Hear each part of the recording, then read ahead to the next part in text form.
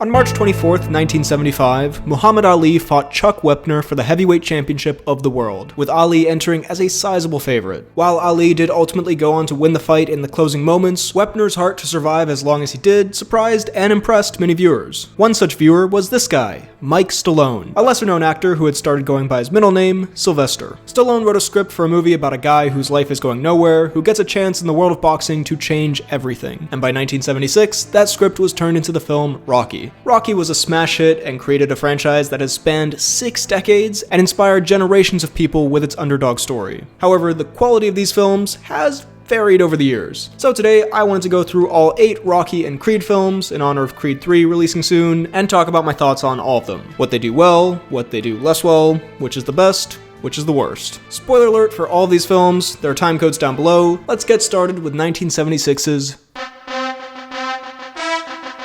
Rocky 1 is a film that, I'll be honest, when I first watched when I was about 14, 15, being a huge fan of Creed and wanting to see where it all started, I didn't really care for. And I think that's because my expectations, based on Creed and the general pop culture imagery of Rocky, were of something much more explosive and exciting and over the top. In the time since that age, I've come to appreciate really how excellent Rocky is. And the reason for that excellence is that it isn't super over the top or silly or crazy exciting for a lot of it. It isn't really a boxing movie, at least as much as its sequels. Rocky is quite a simple but very effective underdog story. A story about an underachiever who's missed his shot in life, trying to live up to his potential as best he can, to prove something to himself. And it really is fantastic in that sense. Just like when you're watching the original Terminator or Predator, it's one of those films that you come out of saying, I can see why this became so iconic. I'm glad Sylvester Stallone insisted on starring in the main role because you couldn't find a better choice for Rocky. And Rocky has easily got to be one of my favorite cinematic characters of all time. We all know what he becomes, the icon, less of a character, more of a symbol, but in this film he really is a great and well-performed character. Stallone adds the layers to him so well, and the film takes its time showing you him interacting with a variety of people, so you really get a picture painted of him. He's a good guy, not really doing too much with his life, he can be intimidating as a mob enforcer when he has to be, he has some anger problems that stem from his underperforming in life,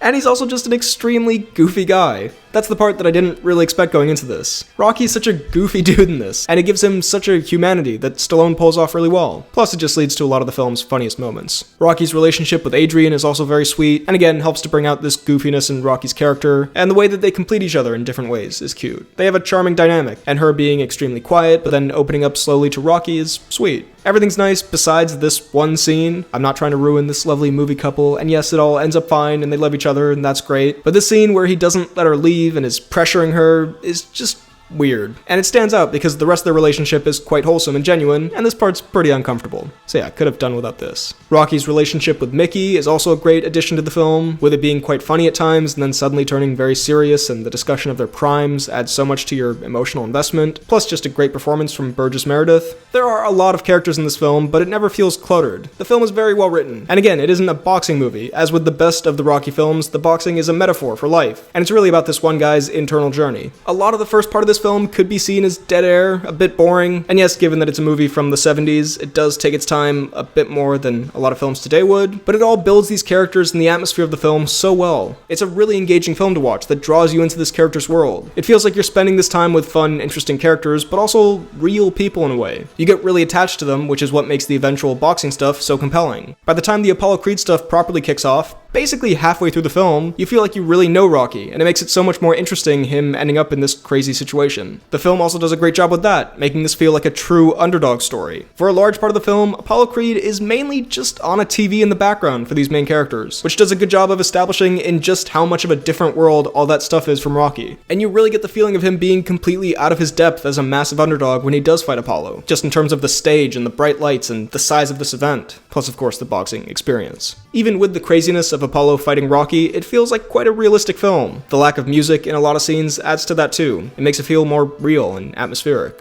Speaking of Apollo, Carl Weathers as Apollo Creed is another one of the greatest casting choices of all time. Yes, he's a stand-in for Muhammad Ali, but he also has his own brand of charisma and arrogance to him that in this film makes you root against him when fighting Rocky, but he's so charming and fun to watch and confident. There's a reason he's so easy to like in the later films, and you can see why he's so popular in this movie's world. This character defines the word charisma, and Weathers plays it so perfectly. When we do get to the actual boxing stuff in this film, yes, okay, you can poke holes in it technically from a modern perspective. Like, some of the punches don't look that real, and some of the punch sound design doesn't hold up that well, but it was 50 years ago, it could be much worse, and you settle into it. Plus, some of it, especially in the finale, does actually look quite good, and comparatively to later Rocky films, pretty realistic at times. The film is really well shot, the boxing stuff when it's there, like the training montage, is a lot of fun, and it's an inspirational film, more subtly than the next entries, but still very motivational. Rocky's speech before the fight really hits the emotional ball out of the park, if that is a metaphor that makes sense. The music's truly phenomenal, one of the best soundtracks of all time, and one of many extremely iconic elements of the film. The final fight is tense, fun, well choreographed, and again, so intense because of your investment in Rocky. It's a perfect movie climax. Rocky staying in the fight, testing his endurance, his courage, what he's actually made of, if he's worth anything.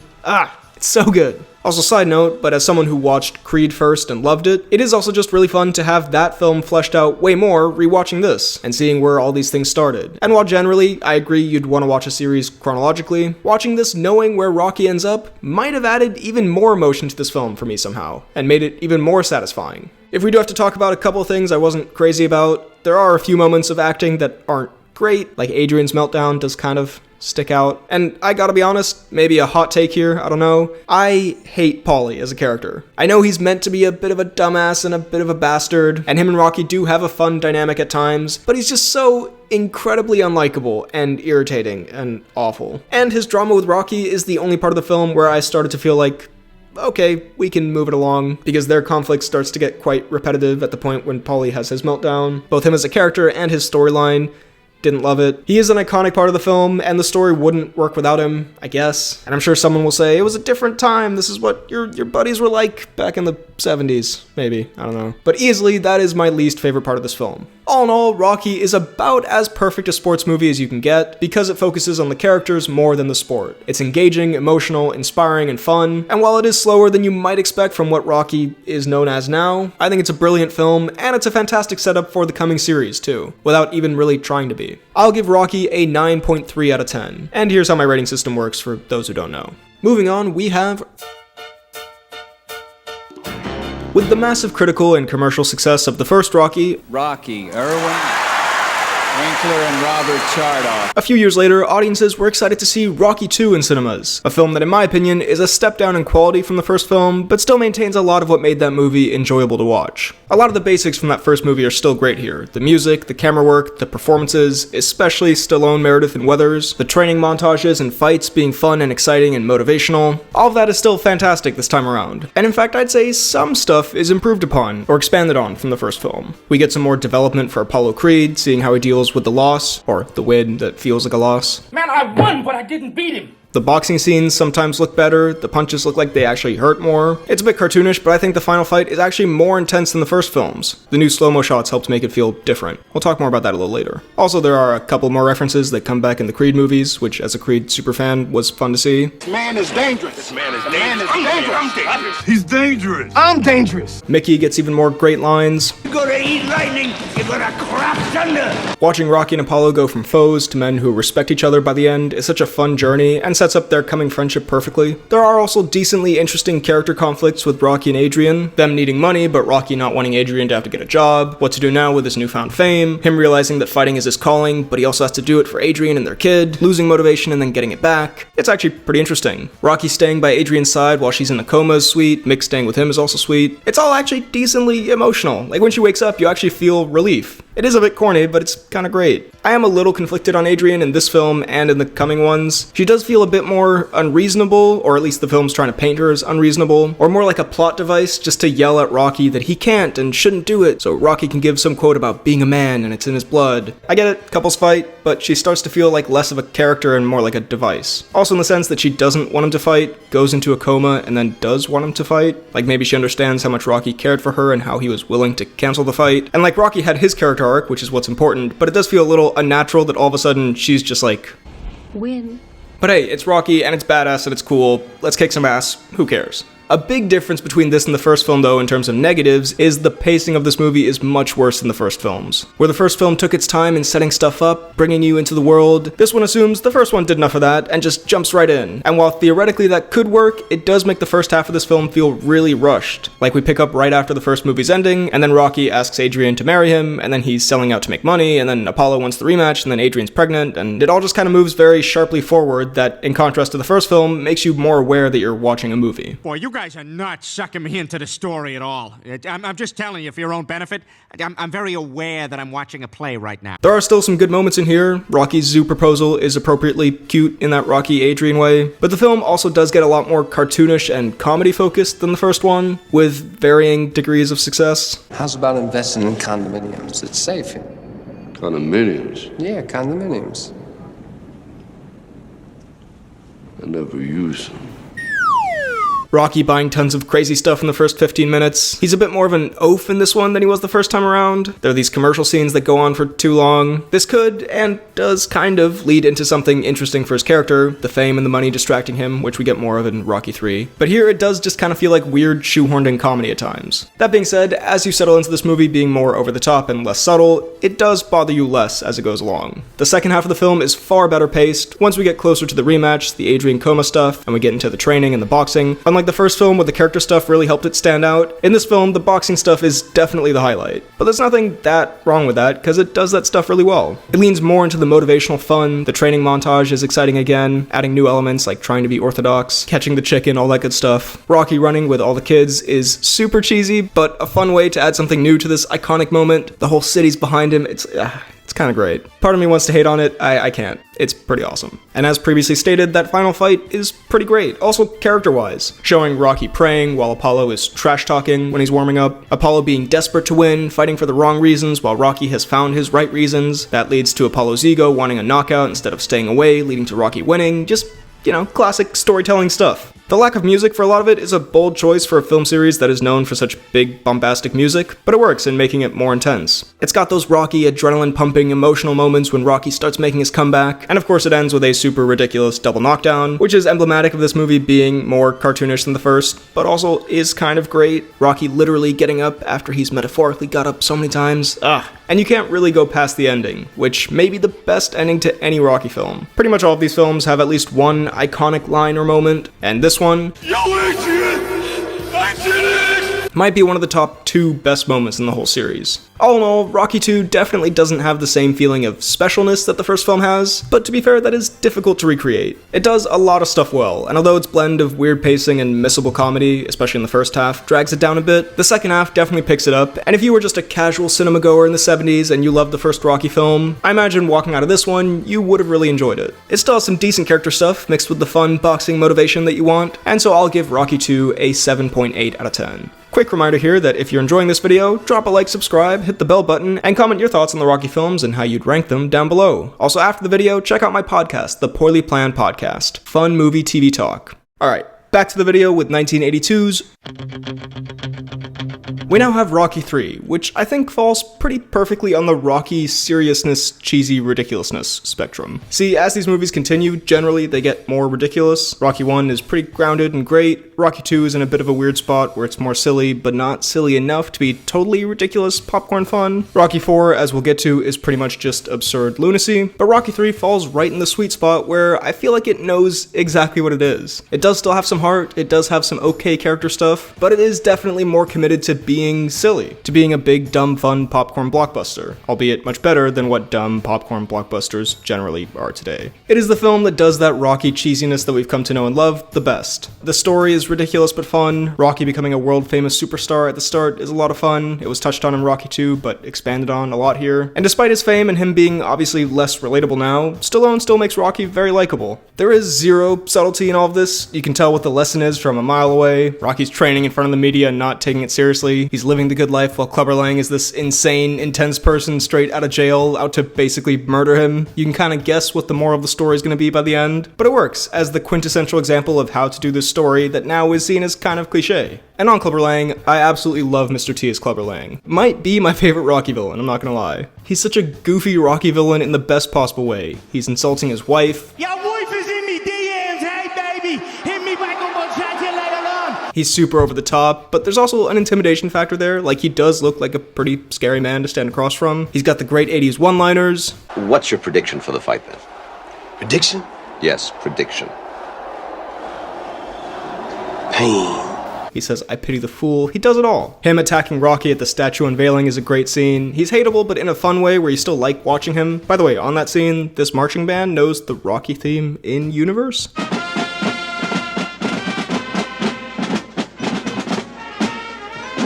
Fourth wall breaking before it was cool. All of this, of course, leads into the tremendous ass kicking that Clubber hands Rocky, which is a great scene, and you do get the brutality of it. It's obviously ridiculous, and it looks like every punch they throw could kill a horse, but that's part of what makes it work for this kind of movie. And afterwards, you do feel the loss. Like, it feels wrong and like a bad dream, and you feel the weight of the failure and the guilt of not doing what you should have done in Rocky. It does feel miserable, coupled with Mickey's death, which is quite emotional, even for this kind of film, even if Stallone does overact a little bit. Yes, Mickey's changed a lot since the first film, like a lot of these characters, but even here, his support of Rocky, even though he knows he's being stupid, is sweet, and his death makes you want to root for Rocky even more. The manner of the ass beating that Rocky receives also manages to bring out the underdog element, which is pretty essential for a Rocky film. After he beats Apollo, it's hard to believe anyone could take Rocky out, but the film creates believable enough circumstances for you to feel like Rocky is once again the underdog. And then we get straight into easily the best part of the film, the Rocky-Apollo friendship. Before that, actually, just on the film's pace, since we're moving pretty fast through it, this movie is very short. It's a brisk watch and moves a mile a minute. But again, because the film commits more to this style, it just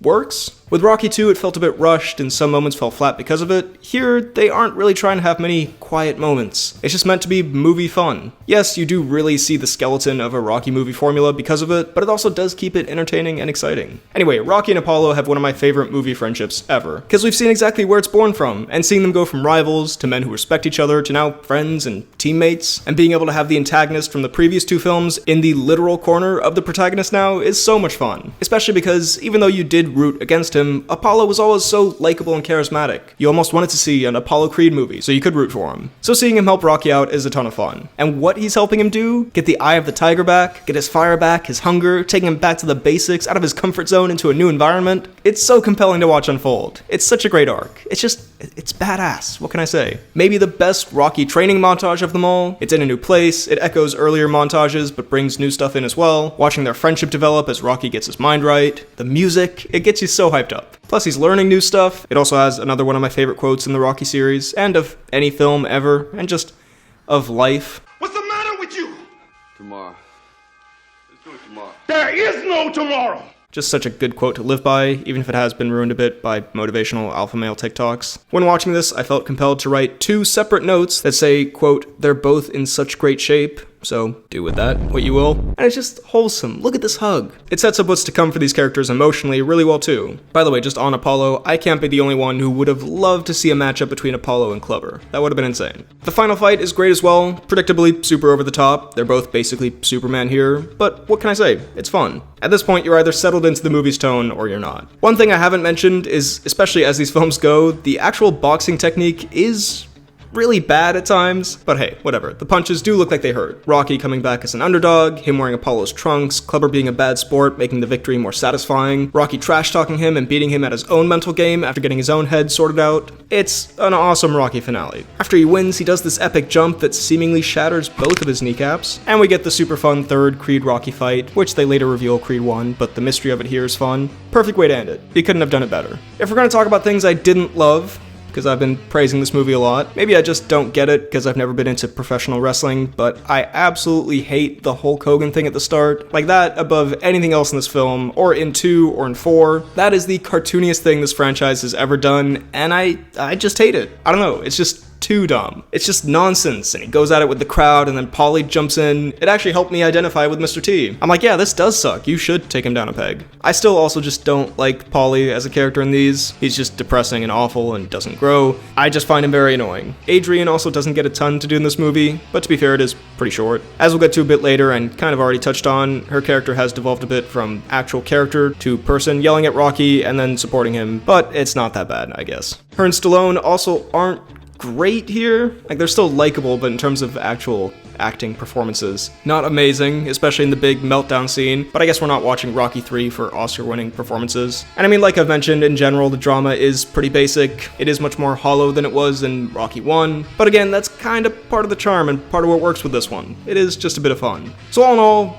I really like Rocky 3. It's straight to the point, it's good dumb fun for a lot of it, but like I said, it's not dumb in the same way that like Fast and Furious is, where you have to turn your brain off to enjoy it. It's like the best version of dumb blockbuster fun. There's nothing too complicated about it, but clearly love and effort was put into it, and it just does what it's setting out to do, make a kick-ass boxing movie, really well. I'll give Rocky 3 an 8.1 out of 10. We now come to 1985. The world is in the throes of a very tense Cold War. Children practice hiding under their desks in case of nuclear bombs. Wars are fought around the world to determine shifts in ideology and power. And who will step up to return everything to normal? Rocky Balboa, the Italian stallion. So yes, in Rocky 4, Rocky basically fixes the Cold War. And that does basically sum up the tone of this film. It's easily the most ridiculous and insane Rocky film. If Rocky 3 had just the right amount of cheese, this film is the Pizza Hut cheese-stuffed extra cheese cheesy pizza with cheesy bites on the side. I mean, from the very opening with this tremendous shot to this freeze frame at the end with this song, it is gloriously over the top. And in that way, don't get me wrong, it can be a lot of fun sometimes. Sometimes it can also work as a so ridiculous it's hilarious movie. But sometimes, to be honest, I do think it can be a bit too much of a fun thing. Like I said, Rocky 3 balanced it well enough. In this movie, it pushes it a little too far. I mean, just look at Ivan Drago. Look at this guy. It is so ridiculous that it has become iconic, to be fair. On Drago, actually, not that it's incredibly cleverly written, but he is a surprisingly good character in this, and maybe actually has the most interesting arc in this film, weirdly, given that I just talked about how ridiculous it is. I mean, not only is he a super intimidating villainous presence, and add onto that the Cold War stuff and the drug cheating to make you root against him even more, but little things like how he's basically a lab rat, genetically engineered to be this super athlete, and how he feels really out of place in the arena, and how there's so much pressure on him at the end, and it's basically his only purpose in life. Like, you can actually sympathize with him, and by the end he's trying to fight for himself, and then we see a bit of respect between them. It's actually pretty well done for this monster robot type character, who also has too many good one-liners. I must break you. If he dies, he dies. You will lose.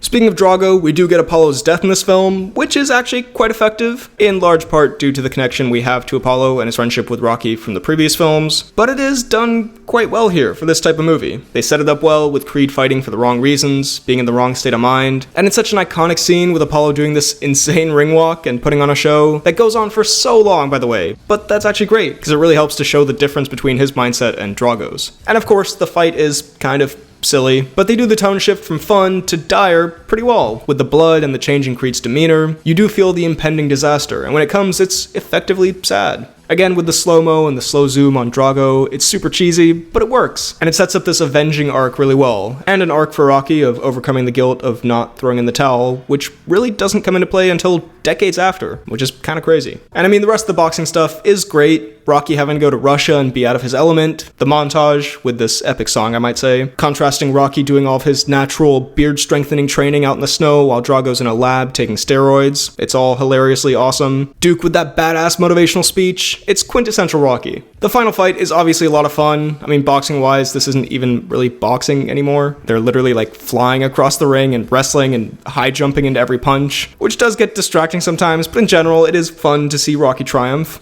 They do kind of montage some of the tension out of that final fight. Like, nothing about this really felt that real anyway, but the way they montage through this one with the zooms and the transitions does make it kind of feel like just another montage in the film and not the big climax, but it's still fun generally. Speaking of montages, I guarantee you I love Rocky montages more than 99% of people, but in turning up every Rocky trope to 11, this movie has too many montages. Like when Rocky's going to Russia, this just feels kind of random. It's not even like an Apollo Creed montage where he's thinking about how he wants to avenge him. It's just a bunch of different Rocky movie footage. I get it's him thinking about life, I guess, but it does really just feel like it's padding the runtime. And this movie does have some pacing problems. It's a very short and brisk movie, but still manages to have things that feel like they could have been cut out, like the whole robot thing, which apparently was on set to help Stallone's child who has autism, which is obviously nice, but why it had to be in the actual film and play as much of a part in it as it does, and have this weird ongoing joke about being Paulie's girlfriend, I do not know. It feels extremely odd. I still don't like Paulie, but of the movies we've talked about so far, this is probably the one where I liked him the most. I was still thinking when they go to Russia, why on earth are you bringing Paulie on this super intense training excursion? But he has a nice moment where he opens up to Rocky, and does have one of his few moments in this series that actually made me laugh. You know what I says back there about wanting to be you?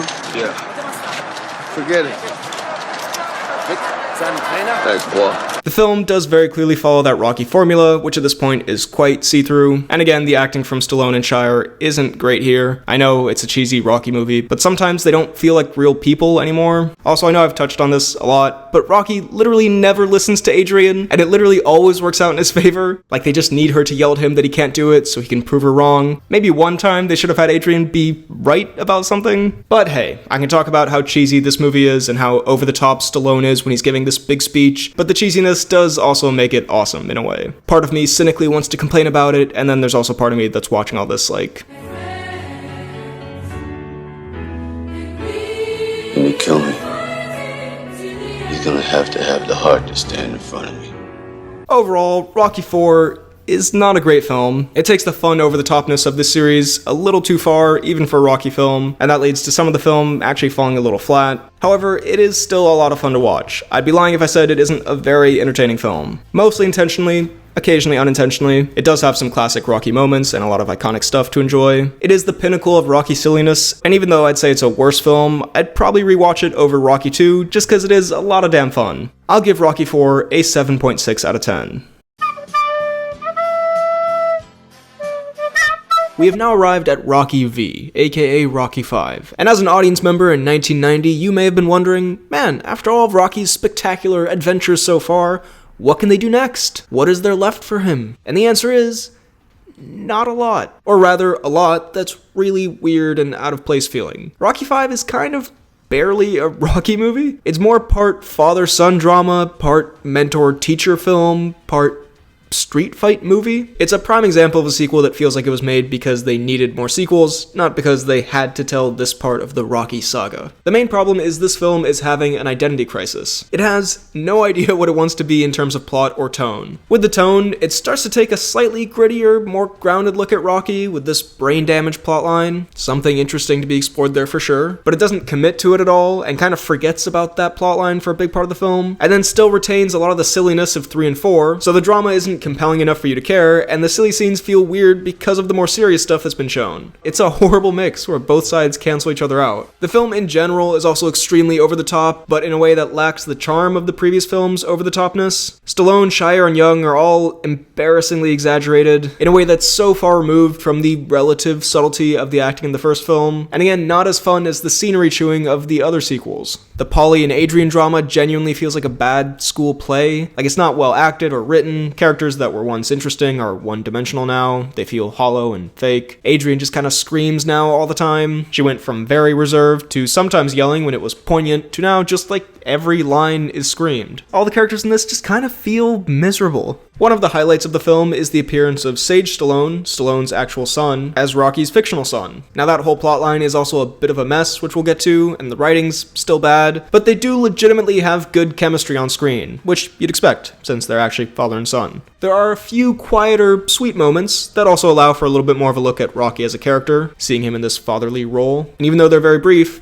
they're interesting. There are a couple of other positives here. The music is still pretty great, some of the training montages are kind of fun, and a couple of the boxing sequences are decent, but the haphazard slapped-together plot really lets the movie down. It's so weirdly paced and has so many moments that are just way too stupid even for a later Rocky sequel. Like, it's all kicked off by Paulie just giving away Rocky's money, basically, and the fallout of that. It's such a bizarre way to start things off. The movie doesn't feel like a Rocky movie in general. Like, a lot of the stuff no one wants to see Rocky do. And it's unclear for a lot of it what the plot is. Is it about Rocky's brain damage? Is it about him moving on with his life? Is it about his son? Is it about Tommy Gunn? Is it about Paulie just being the worst? There's a way to blend plot lines, but here there's no finesse. It plays out like you're reading a plot summary. Rocky finds out he has brain damage. Paulie gives Rocky's money away. Rocky invites Tommy over for dinner. And you never feel like these characters are making these decisions. It ends up kind of just being a weird, poorly made depressing, dull drama masquerading as a Rocky movie. It's not just the lack of boxing that makes it feel like it isn't a Rocky movie, it's the lack of character. The first Rocky film doesn't have a ton to do with boxing compared to the others, but it's got so much cleverness and character and heart to it.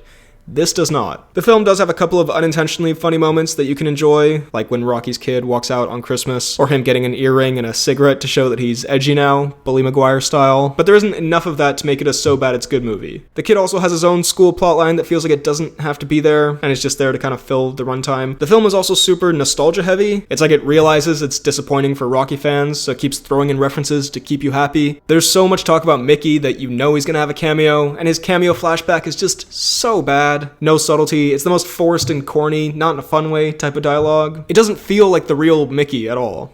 Mickey loves you.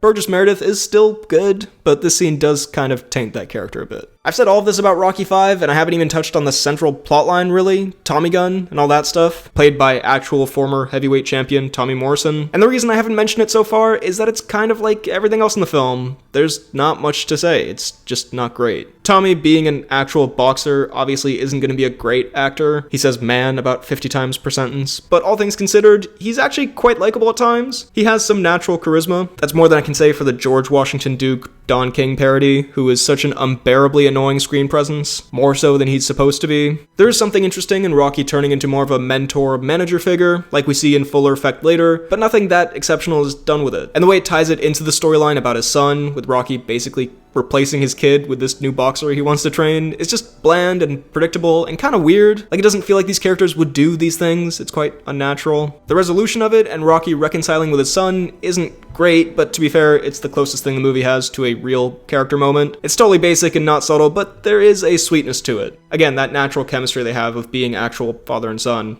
does help a lot, I think. The finale in general is a bit strange, like a Rocky movie's big climax being a fight that Rocky watches on TV, and then he has a street fight, feels just real anticlimactic. I mean, this finale is at least kind of entertaining, finally, because a lot of the film is dull or annoying. How unbearably cheesy it is with the montage and Tommy becoming way more of a villain all of a sudden, and Rocky standing up for Paulie. It's all bad, but again, comparatively fun to watch. But there's not remotely the same sense of triumph in watching Rocky win a street fight compared to winning the big boxing matches. Like, they throw in that same Rocky music and it just feels out of place. The final shot with Rocky and his kid and the statue and the stairs and all that, that's kind of cute. I'll give you that. So overall, Rocky V falls flat on its face, like it's Rocky facing Mr. T. Any interesting ideas for plotlines it has are squandered with awful writing and acting. It can't decide what kind of film it wants to be or what direction it wants to go in, and it ends up being quite a boring watch. The most enjoyment you'll get out of it as a fan of the Rocky franchise is seeing some expansion on these characters, but even then, the movie's mishandling of them at other times might also really annoy you. This film was somehow written by Stallone and directed by Rocky I's John D. Avildsen, but it is so far removed from that film's charm and heart. I'll give Rocky V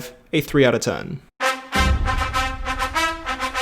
The Rocky franchise then went on hiatus for a while, with it seemingly having peaked and run out of steam, until a 6th entry focusing on an older Rocky returning to the ring was greenlit to be released in 2006. And at the time, I would imagine a lot of people would have laughed at that. Isn't Stallone almost 60 now? Surely he can't still be playing a Rocky who's competing. He wasn't even fighting back in the 1990 movie. That sounds so stupid. It's my impression of someone in 2005. And yet that reaction plays perfectly into the film itself, which is all about everyone thinking this is a bad idea and nobody believing in Rocky, and he pulls it off. And in the most meta way possible, the movie does the same for the franchise. People probably didn't believe it'd be any good, and yet it pulled it off. I honestly love this movie. I just think this movie does the best possible version of beloved character from decades ago comes back as an old man. Very much unlike a lot of movies that try to do this, and even Rocky V, this movie doesn't feel like it was made out of monetary necessity. It feels like a genuinely great idea someone had. It brings Rocky as a character back down to earth, and it's really quite emotional to see this character we've grown to love and who basically turned into a superhero be very human, dealing with old age, dealing with the death of his wife. It walks that line without being unnecessarily depressing, and it's genuinely sweet and heartfelt. And it all feels pretty real. You would imagine this is what Rocky would be like in his older age. Still goofy and kind, more mature and hardened by life, a bit of a has-been but doing his best. And in terms of nostalgia, yes, there are times when the film lays it on a bit thick, whether it's the Turtles or Spider Rico coming back or the girl from the first film or thinking about Mickey, but it works uniquely for this movie as well as it does because we do get the feeling that Rocky is living in the past a bit, that he's having trouble moving on with his life, and so it makes sense for there to be this kind of nostalgia bait. Again, it does lay it on a bit heavy sometimes, like when they go to the skating rink. None of it is very subtle, but these movies rarely were. The thing is though, this film doesn't just play as a highlight reel of old Rocky movies or trying to make you remember, hey, didn't you like these parts? It works really well as its own film. It has its own iconic lines of dialogue. I don't know, there's still some stuff in the basement. Bill Ray, don't it say something about going after what makes you happy? No, that's the pursuit of happiness. But what's your point? My point is I'm pursuing something and nobody looks too happy about it. Ain't nothing over till it's over. What's that from, the 80s? That's probably in the 70s. Taco! The last round of your life! Come on, guys. The last round! Including what has now become the most famous speech from any Rocky film, which is pretty incredible. But it ain't about how hard you hit.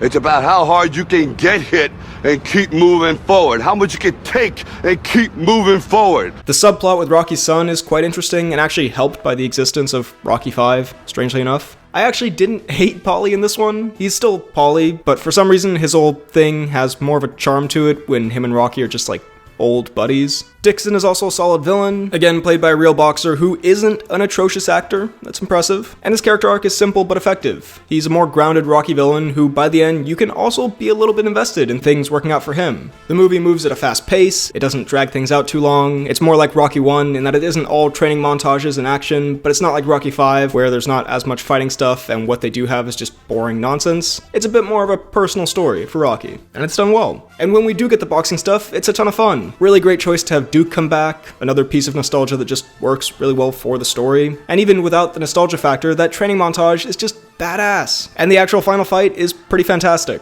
I like how they update the Rocky style for modern times, the modern times of 2006, with the HBO boxing setup. It all feels quite realistic, especially compared to earlier Rocky films, although I don't know if commentators are usually this mean in normal boxing fights. Like talking about Rocky forgetting his arthritis medication this morning, like goddamn. But it's a much more realistic fight than what was in the previous few films. Still obviously over the top, but they're not jumping in with massive hooks with every punch. Although this last moment always makes me chuckle a little and takes me out of it a bit. These punches do look a little goofy. But it's fun to once again see Rocky employ his famous tactic of just taking damage until his opponent can't go anymore. And that's a great dynamic. Rocky is clearly not as good or as athletic at this point as Mason, but through his heart and determination, he perseveres. And they also cleverly give Mason a hand injury, which makes it make a little more sense that Rocky could stay in the fight. Some of the stylistic choices with the camera work and the editing and the zooms and the color changes get a little bit distracting in the fight. Sometimes it's quite cool, but sometimes it feels a bit unnecessary. But in general, it's very entertaining. Great music, and it builds to that great Rocky gets back up moment with his inner monologue, thinking of his wife and son. Cheesy as it may be, that moment may or may not make me tear up. And if you'd been watching these films since the 70s, I'd imagine it hits very hard.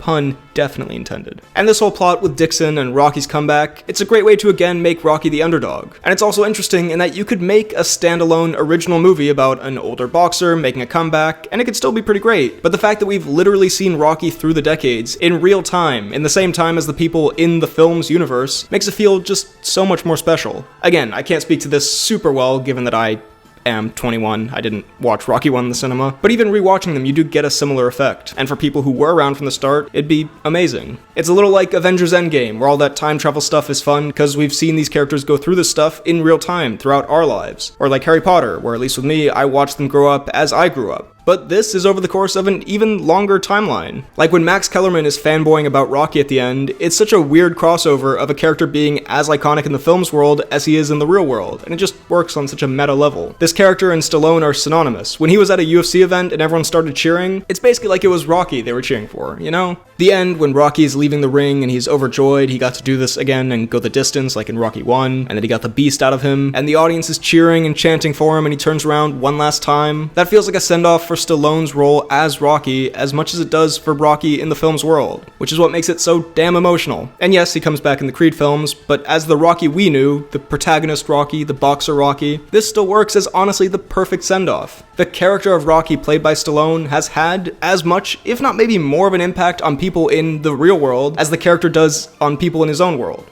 if that makes sense. It's so emotionally satisfying, and if that doesn't make you cry, the actual ending genuinely makes me tear up just thinking about it. Yo, Adrian, we did it.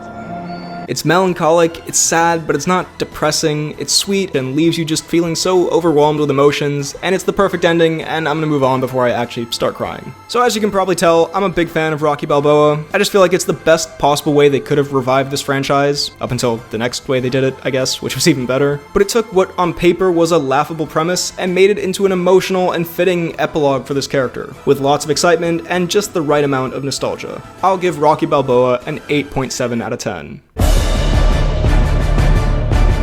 We have now come to the other soft reboot of the Rocky franchise, and I would say, somehow again, it's the perfect way of how to do a soft reboot. With some similarities to Rocky Balboa, but also adding new characters and a new element and a new perspective.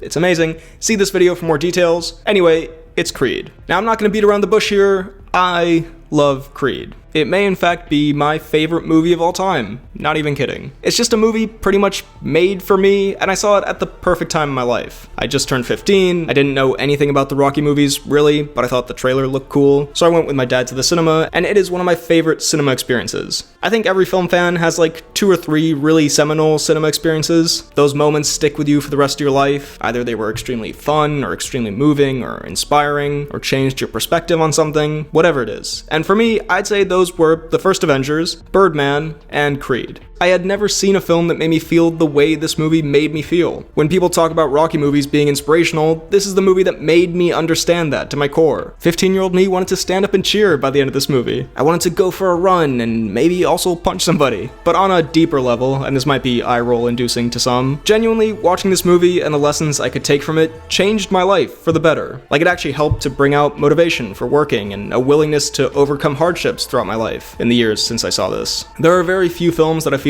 actually transcended just being a piece of entertainment I watched and have actually helped to shape part of who I am, and this film is one of them. So before I get more into the actual film, I just wanted to put that out there. I know a lot of people like this movie, but maybe don't understand why I love it so much. Over the years, it's moved me in a way that has actually had a positive impact on my life, and it'll always have a special place for me because of that. On Creed as just a movie though, it is just an amazing film as well, that even people not looking for life-changing inspiration can enjoy. I've watched it with a large variety of people over the years, and everyone can find something to like here. It is what a soft reboot remake should be. Yes, it is essentially a remake of Rocky 1, but it does it respectfully and with such talent involved that it takes what made that movie so special to people at the time, updates it for modern times and tells it from a new perspective, and goes above and beyond to make it also an incredible film in its own right. It does rely somewhat on Rocky lore, but again, I saw this having never seen a Rocky movie before, and I loved it, so it does stand on its own. Although Rocky Balboa started it, it brings the Rocky series back to being even more grounded, with Rocky as a character taking a supporting role, but not feeling like he's being sidelined or he's just there for nostalgia. Stallone is phenomenal as an older Rocky here, evidenced by his Oscar nomination for this performance. And it just feels like a natural progression for this character and series. And it's a fun new role to see him in, the fatherly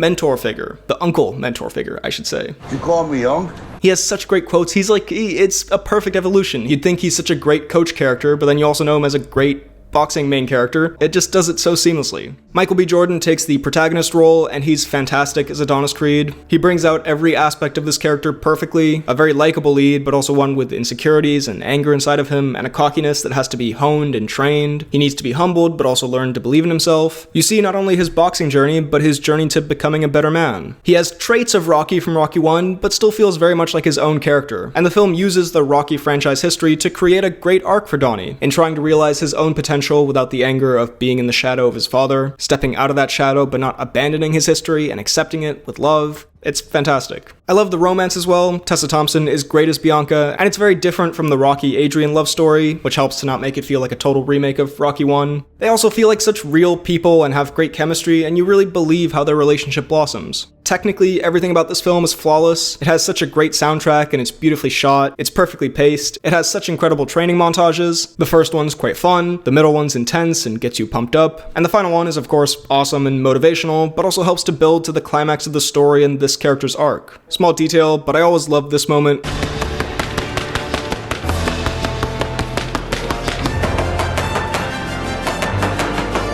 where it cuts from the highly produced, bright Ricky Conlon pad hitting footage to a closer-up, darker, handheld, more gritty shot of Donnie in the gym hitting pads. Just a great Rocky montage parallel. And the boxing scenes, I mean, that middle one that's made to look like it's one shot is one of the most well-done sequences in any of these films. It's so impressive and it draws you in and keeps the intensity so high. And the final fight, I've already made a whole video about how technically incredible it is, but it is just executed perfectly. From the editing to the sound design to the choreography to the pacing of it, it all looks very real. It's a perfect climax. And even though kind of ridiculous stuff does happen, like in any Rocky film, you never don't believe it. That was weird phrasing. You always believe it. You're never taken out of it. Donnie getting up gives me goosebumps every time, and the final conversation in the corner between Rocky and Donnie makes me cry on every rewatch without fail. You know why? Because you're a Creed, and I love you, kid. It's such a beautiful culmination of Donnie's arc, mixing in with feelings Rocky's had for decades, things he's probably wanted to say for so long. It couldn't be better. You may also be getting from this video, I'm an emotional film watcher.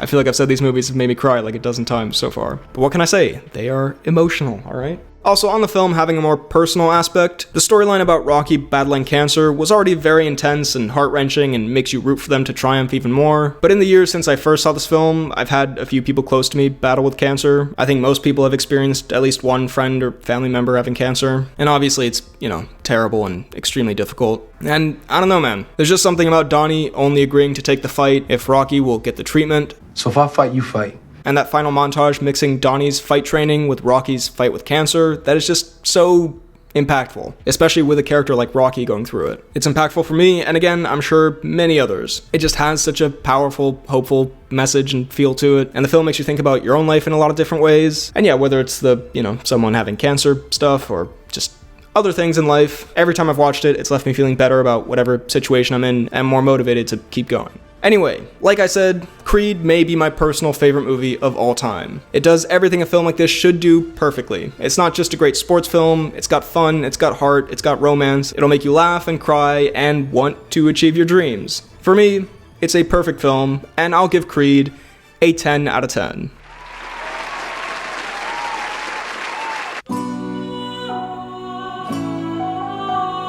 Now finally, we have come to the latest entry in the Rocky series, for the next few days until Adonis and Jonathan Majors fight and seemingly almost kiss. With any sequel to a film that I not only love, but is kind of more than just a film to me, it's really hard to go in with measured expectations. But I'd say I did a decent job of it, and as a result, my opinion of this film has remained pretty much the same since I saw it in 2018. It's not as good as Creed 1, but I still love it. Despite its obvious connections to Rocky 4, to me this has extremely heavy Rocky 2 vibes. It does a lot well that the first film did well, it doesn't have the same masterful execution to it, or the same level of special emotional vibes, and it ups the stakes a bit and is a lot less realistic, which can be fun at times and take you out of it at other times, all of this resulting in an inferior but still very enjoyable sequel. I mean, this movie is a lot more ridiculous than the first. The premise in itself is a crazy fan post type premise. Okay, Apollo had a kid, what if Drago had a kid too, and then they fight? But to its credit, the movie takes something that laughable and does do it in a way that isn't unintentionally funny, and you can actually get on board with. And once you're on board with it, I mean, come on, it's Creed's kid fighting Drago's kid 30 years later. How is that not awesome? Everyone's still great here, acting and character-wise. Part of me is annoyed that Adonis still feels like he hasn't really learned the lesson that he learned in the first film, which is a problem in general with sequels. The main character got over their main problem the first time around. What do they struggle with now? There's enough of a new wrinkle to it to make it not totally unrealistic, but during some of his arguments with Rocky, I was a bit like, didn't we go over this last time? But in typical Rocky style, watching Adonis learn how to healthily deal with his emotions, fighting for what's actually important, all that good stuff, it is still very satisfying. On that, one of the biggest criticisms I hear of this film is that it does just follow that Rocky formula, and yes, it definitely does, and by the 8th film you can definitely see exactly where it's going, but to be fair, it is still fun to watch. It is a formula that works, and it's like any genre of film. You generally know how a superhero movie or a whodunit is gonna go, but if it's well done, it's still pretty damn engaging. Something this movie does actually do better than the first film, for sure, is the villain. /villains. I actually am a fan of Ricky Conlon from the first film, bit of an underground fan club here, but I mean, let's be real, there isn't that much to him. Bringing back Ivan Drago, who was this monster, almost an inhuman force in Rocky 4, and making him very human, very sympathetic, just desperate to get back what he's lost, it's great, and Dolph is great in his Rocky return here. And it makes total sense why he would have raised his kid to be just a savage murder machine, who by the end of the final fight is basically just a zombie who can't stop based on what his father has taught him and how he was raised. And Big Nasty plays that really well. They have understandable motivations, but you still root against them, but they have a wholesome ending. This is how you do villains, man. By the way, I can't for the life of me imagine why they cut the scene where Donnie talks to Victor after the fight. It,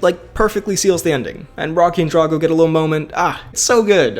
Whatever. Big L decision on that one. Whoever did that, fire them out of a cannon. When I say the film is more over the top, I do mean it. Just look at the size of Victor Drago. That is a ridiculous man. But it does actually still have a lot of heart and character to it. Some people might even think it's kind of slow-paced at times, because there is a big period of it that's just spent on Donnie's recovery and fixing his mentality and how it affects those around him. But I think it's great. It's really well done. And as a huge fan of the first film, seeing these characters dealing with these conflicts and how their relationships evolve because of them is fascinating. Whether it's Donnie and Bianca or Donnie and Rocky. Donnie and Bianca, I'm not gonna lie, there are a couple moments that I can't tell if they're just really realistic or kind of poorly acted. Like when they find out Bianca's pregnant. That's crazy. But generally, they have really great chemistry again, and the scene of them finding out their baby is deaf is really gut-wrenching thanks to their performances. I also like what they did with Rocky here. They ditched the cancer storyline to focus more on his son and his kind of broken family dynamic, which after rewatching all the older films has more of an impact, and the resolution to that, which they tie in nicely to Donnie visiting Apollo's grave, is really heartfelt too. The movie does have a lot of heart and doesn't just feel like a cash grab. It does develop these characters further. And the training and the boxing scenes, just spectacular. I've watched that desert training montage probably 500 times in the past few years. I'm not even kidding. There was a time in my life where I watched it literally every day. Sad, maybe, but also epic. Yes, you know exactly how all this is gonna go, but goddamn if this doesn't get me pumped up. And the final fight, okay, there is some kind of distracting green screen. The first film looks pretty flawless. Here, yeah, sometimes it looks a bit goofy. Maybe something about the lighting, I don't know. But it's still such a great finale, with modern editing and techniques and effects and choreography and whatnot. This stuff just looks great. There's no getting around it. These fights just look really good now. Not that they looked bad earlier, but, as with pretty much anything in film, over time, the technology evolves and the techniques evolve and you can just do more with it. No shade on them, it was great at the time, and this is great for this time. I feel like I'm digging myself into a hole here. And the Donnie knocking down Drago moment with the Rocky theme kicking in.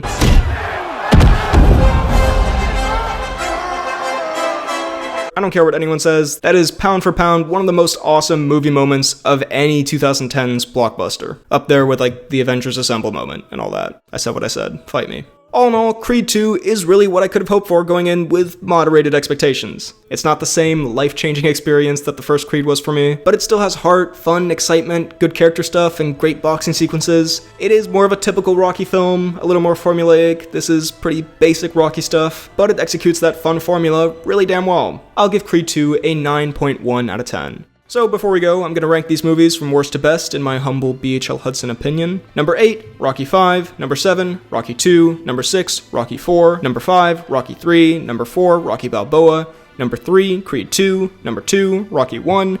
Number 1, Creed. Probably controversial, and you can probably tell that I'm 21 and came onto the Rocky train during the Creed era, hence why I'm more of a fan of this new generation of Rocky films. But if you are a fan of the original Rocky movies and maybe grew up with them, I think it's a nice thought that this new generation has a version of the character and the style of film that sends the same message. I think these movies are really important, actually, in helping to motivate people, and I legitimately think the fun I had and the motivation and inspiration I got from watching Creed as a 15-year-old in the cinema is the same feeling people had in 1976 watching Rocky 1, and I think that's pretty cool. Anyway, those were my thoughts on all of the Rocky films. I am so excited for Creed 3 in a few days. But what do you think of my ranking, and how would you rank these movies? Let me know all of your thoughts down below in the comments. While you're at it, be sure to like this video, subscribe for more videos like the one you just watched, check out this podcast that I do with a friend of mine where we talk about movies, TV shows, a bunch of nonsense. It's called The Poorly Planned Podcast. Check out my Instagram and Twitter at BHL_Hudson, my TikTok at BHL Hudson, and my Letterboxd at RealBHL Hudson. Thanks for watching, and I'll see you next time.